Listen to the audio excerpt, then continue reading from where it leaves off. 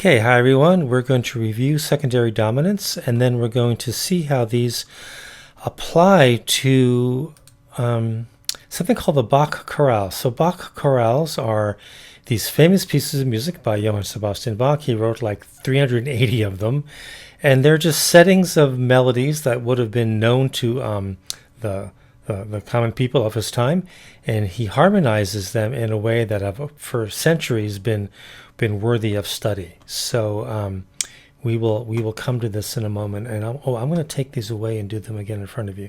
So I'm going to do a short pause. Okay. So here's a review. These are just our diatonic progressions in just triads in the key of C. Moving in the progression we're getting to know really well, which is the circle of fifths progression.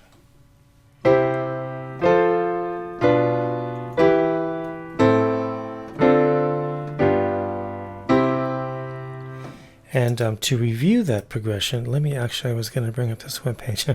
Pause one more time. So as we recall in the circle of fifths progression, when we move down by fifths in the diatonic key of C, we basically, kind of by definition, when you think about it, we're just using the white notes of the piano, the natural notes. Then we have to avoid all of these accidentals. So we go down by fifths, and then we have to scooch all the way across and go down by a tritone. From F to B is our famous tritone, diminished fifth, augmented fourth. And then from here, we can proceed all around the circle of fifths. So when we talk about the circle of fifths progression in any key, it's always down a fifth, across by a tritone, and then down a fifth. And you could apply that beginning in any key, but it's clearest to visualize in the key of C. Okay, so that's why we have this tritone movement here, whereas otherwise everything else is up a perfect fourth, tritone, up a perfect fourth, down a perfect fifth, up a perfect fourth, down a perfect fifth, up a perfect fourth, which again, moving up by fourths is the same as moving down by fifths. And that's a good thing, otherwise we'd have to have a bass line that went like from here down to there or something. But this bass line is nicely do, fa, ti, mi, la, re, so, do. Okay, all right. And then we just review that 1 and 4 are the major triads, 3, 6, and 2 are the minor triads. B is the diminished triad. That's actually not a seventh right there. That's just the triad. And then G is, of course, also a triad. But here I immediately add the seventh because this dominant to tonic, something that we is also, trying to get that. Yeah. It's also the, what we can call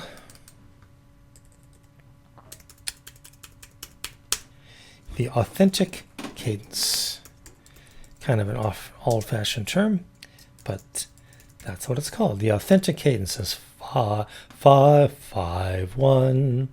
And typically we emphasize that cadence by adding the seventh, creating that tritone between the third of the chord and the seventh of the chord, so that the fa falls to mi and the ti goes to do. I've said this a lot in class, so this should really be sinking in now, I'm sure.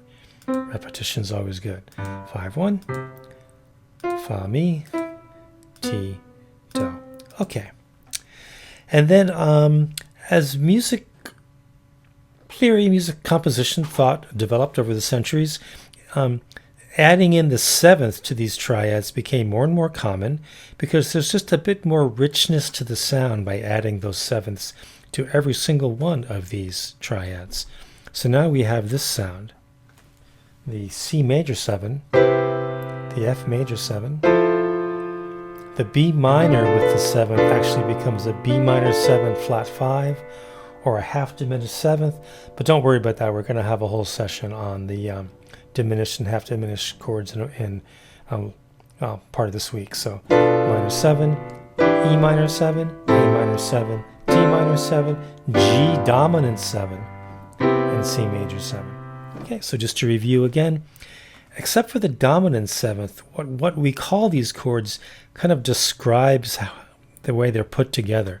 So C major 7, major triad with a major 7. F major 7, major triad, major 7. Minor 7th chord, minor triad, minor 7. So they well define how they're put together. Even this one, I'm using the jazz term here because this is a minor 7, but it's with a flat 5. Think about that for a second. If this were a regular B minor 7, we'd have to have B, D, F sharp to make that a minor triad with a minor 7. And then we'd have another minor 7th chord.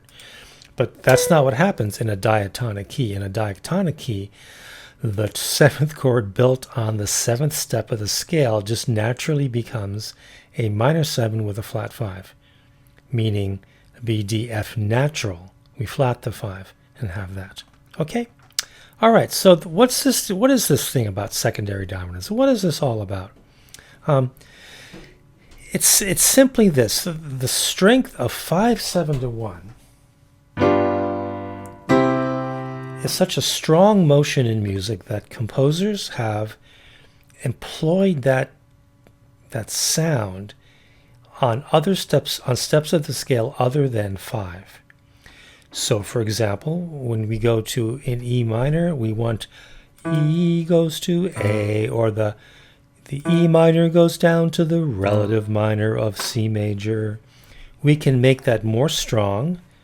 I used the word more emphatic last time, which means just more emphasized by taking the minor triad, making it a major triad, but still having that flat 7, meaning it has the same configuration as this dominant 7th chord. Okay, so we notice that the dominant 7th chord, we could call it I suppose you could call it a major minor 7th chord because that's the way it's put together, but that's just awkward language.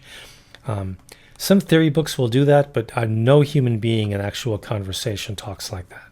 Okay, we just learned to call this a dominant 7th chord. It's the chord structure that appears on the 5th step of the scale, and we can take that structure and use it in other contexts, making this a chromatic chord, a chord with an accidental.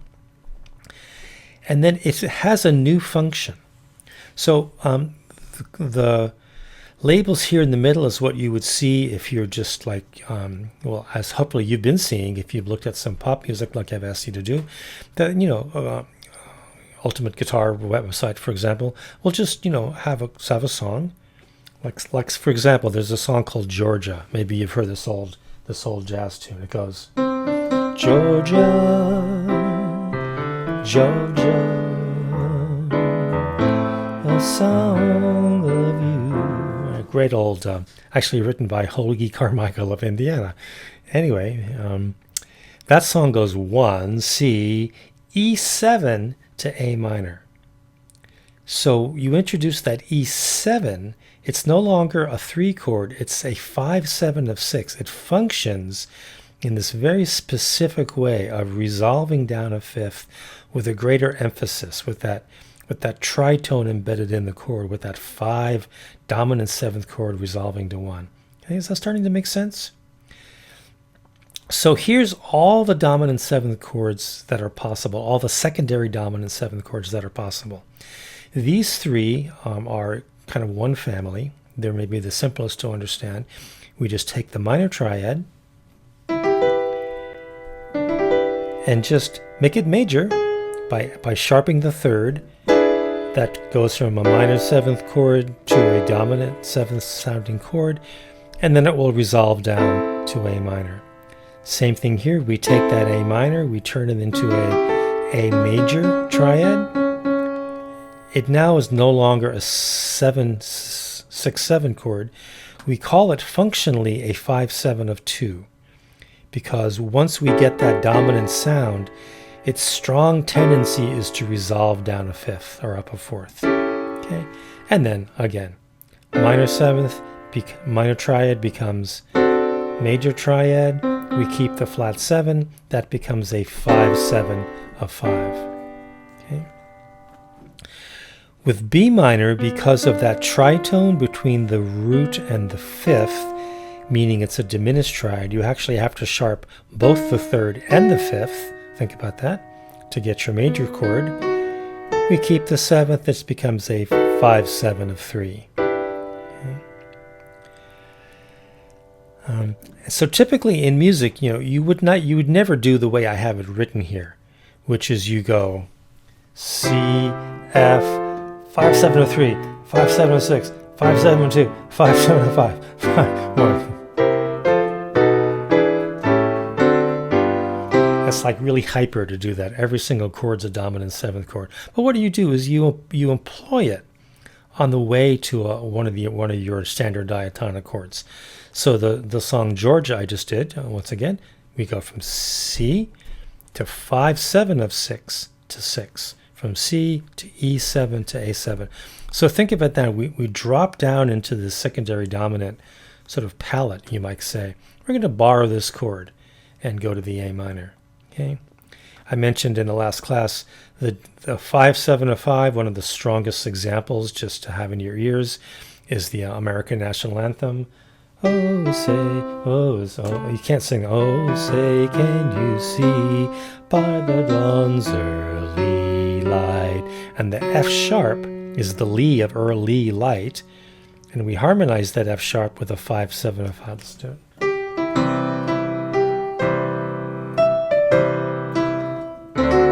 5/7 of 5. 5. See how emphatically, how strongly it goes to the G7? Okay, and then the only odd chord out that doesn't quite fit the pattern is the 5/7 of 4. And that's because here we had to take our minor or our diminished triads that are the root of these chords, at the heart of the chords, and make them major. Well, C major is already a major chord, but the C major 7 doesn't have the flat 7, right? So it occurs naturally as a major 7th chord. So we flat that major 7. We turn it into a dominant 7th structure, C, G, triad, flat 7, and then it has an emphatic motion towards the 1. So once again, it makes the movement up a 4th or down a 5th stronger. And one example of this, if you know the gospel song Amazing Grace, often it will go Amazing Grace. And on the word grace, you go from the major chord, major 7th, to the dominant 7th, so that the 1/7 becomes a 5/7 of 4, and it moves to 4. Amazing. There's the B flat.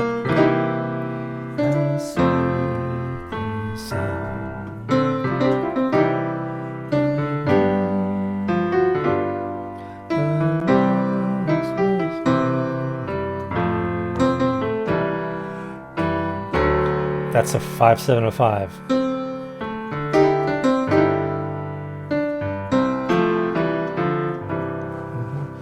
Gospel harmony, typical gospel harmony that's part of the jazz world, comes out of these kind of church hymns anyway, and so that's why a lot of these secondary dominants are very prevalent in gospel-tinged pop music and gospel harmony. Okay, so from there we're going to move now into looking at this Bach chorale. We've looked at Bach's music a little bit. We looked at the Crab Canon. We looked at the opening of that really powerful Passion of St. John with that big crowd scene. And then in these large works of Bach, he writes these chorales. And here's the way chorales work. Bach chorales have been studied in music theory classes just for literally centuries, and they're still done all the time today. So you're now becoming just part of that experience that everybody's having in music theory classes at the college level across the country. So here's a real straightforward example of a Bach chorale. Bach was a Lutheran. He grew up in a milieu of Lutheran Germany. He was not well traveled. And so his entire sort of environment would have been this Lutheran environment. Martin Luther was the first of the Reformation theologians. He basically founded the Protestant movement. protesting against some of the practices of the Catholic Church at the time. And he didn't intend to start a religion, but these things happen, and a whole religion, Lutheranism, came out of Martin Luther. So he was also a musician, and so he wrote this nice little tune. It goes like this, just the soprano.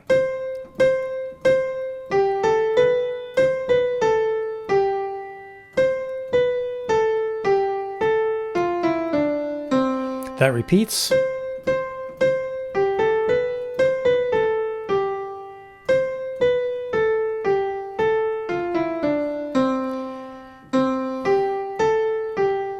F sharp.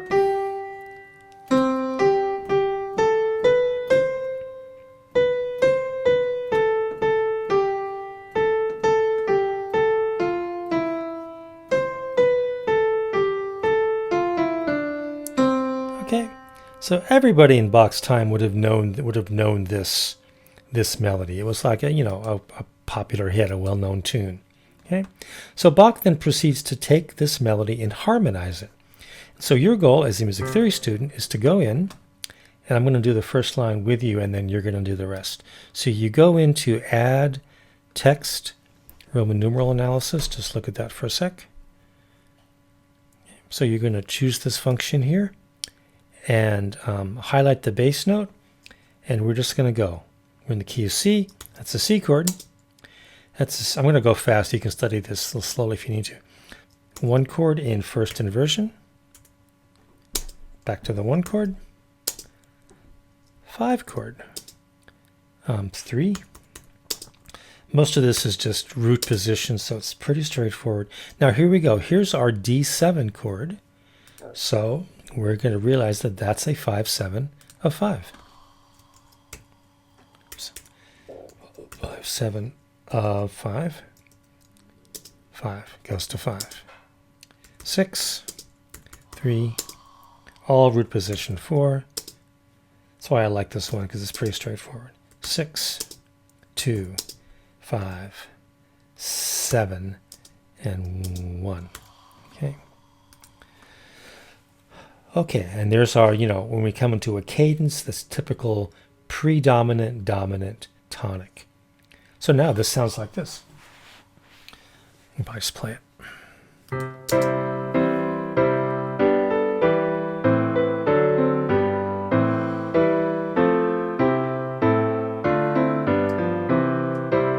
Okay. Good, very nice. Now what you're going to do is the next 4 measures are exactly the same as this. So I want you to just do what I just did. Bring up that function here and add in, I guess you have to actually select the note first.